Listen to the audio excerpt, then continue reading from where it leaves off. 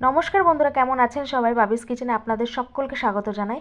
তো আজ বানাবো খাসির পাতলা ঝোল।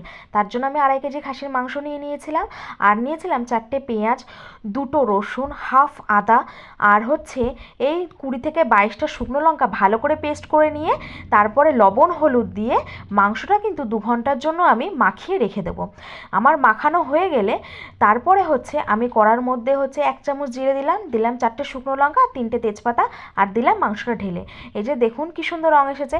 তার মধ্যে আমি একটু 2 চামচ ধনে গুঁড়ো, 2 চামচ গরম মশলার গুঁড়ো আর 2 চামচ জিরে গুঁড়ো দিয়ে আমি ভালো করে মাংসটা কষাবো। আর কিন্তু কষানোর সময় কিন্তু সামান্য একটু চিনি দিতে হবে, না হলে কিন্তু মাংসের রংটা ঠিক ভালো আসবে না। তো আমি তার জন্য 1 চামচ চিনি দিয়ে দিলাম। দেওয়ার পরে এই যে দেখুন আমার কষানো হয়ে গেছে, আমি কিন্তু এবার কুকারে দেবো। কুকারে দেওয়ার পরে আমি 5টা সিটি দিয়েছিলাম, দিয়ে নামিয়ে সুন্দর আমার খাসির মাংস জমে পুরো ক্ষীর।